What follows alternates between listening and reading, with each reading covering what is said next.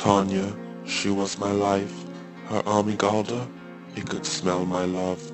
Deep inside each of her cerebral hemispheres is where you can find that lovely lump. She was always an intelligent woman, with language, mathematics, and cognition resting far within her angular gyrus, a region of the brain in the parietal lobe that lies quietly near the superior edge of the temporal lobe, gives proof as to why she would never lie to me. She is too intellectual to tell a fib.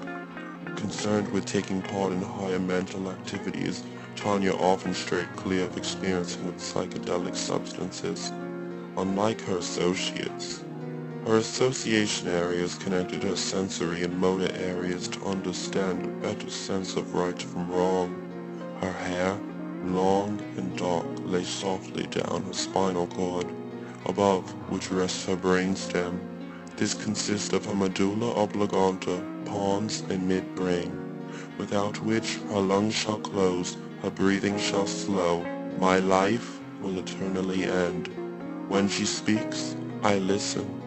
That soft voice emits the world's most beautiful sounds. I dream to wake up beside her every morning and thank her bronchus area that rests quietly inside her hominid brain for gracing her with such great gifts. At the back of the skull and vertebrae you may find her cerebellum, which enables her muscular activity. My affection was a detection of the lovely reflection of feelings that we both share toward one another. As lovely as she could be, you can often find her solemn like that layer of gray matter forming the cortex of the cerebrum. A broad band of nerve fibers joining the two hemispheres of the brain is only a more technical way of portraying the resemblance of our two hands joined together. There is where her corpus callosum blossoms.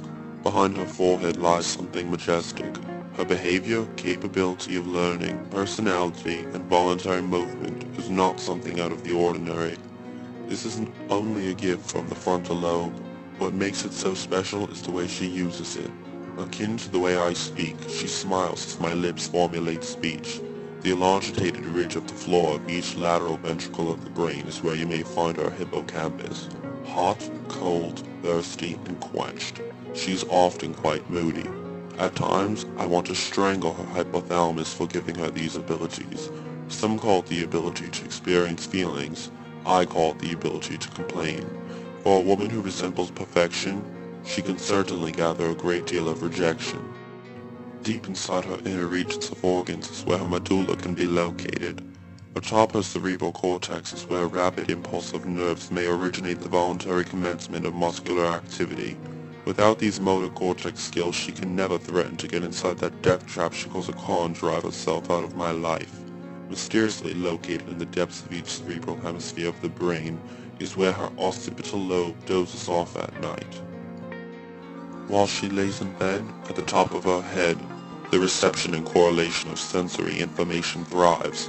In other words, her parietal lobes function smoothly. Oh, now let us pause. Let us give thanks to the master, the shareholder, and the main gland of the endocrine system, the pituitary gland, without which my Tanya would be named Barbie, a beautiful piece of lifeless matter waiting to be shattered and soon enough scattered to the local dump. As a child, Tanya remained calm on Christmas, practiced equanimity on Easter, and remained hushed on Halloween.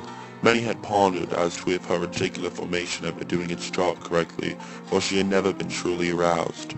Tanya was always excellent when it came to interpreting certain situations, though. Her sensory cortex is something that had never diminished in age. Lying beneath the temples is a tiny structure that correlates to the interpretation of speech, also known as the temporal lobe. Tanya was always extraordinarily skilled when it came to understanding speech. Above the brainstem and below the cerebellum sits one of Tanya's most important attractions, her thalamus. Oh, without which the woman would be a vegetable, and I myself am a true fan of meat. Graphic green eyes gaze upon her outlook on surrounding items. She takes in her views and transports it into a collection of memories.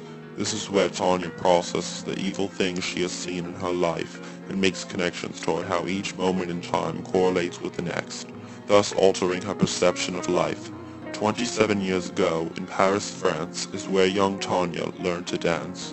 In a home full of silence and tension too, Young little Tanya could only count up to 2, so here is this woman, stunning in sight, keen with knowledge, bearing introverted lips. A car accident one day had damaged her Wernix area, leaving Tanya hopeless and wandering through a world tormented with struggle. Each and every ego views life different and divine, but when it comes down to it, what keeps you in line?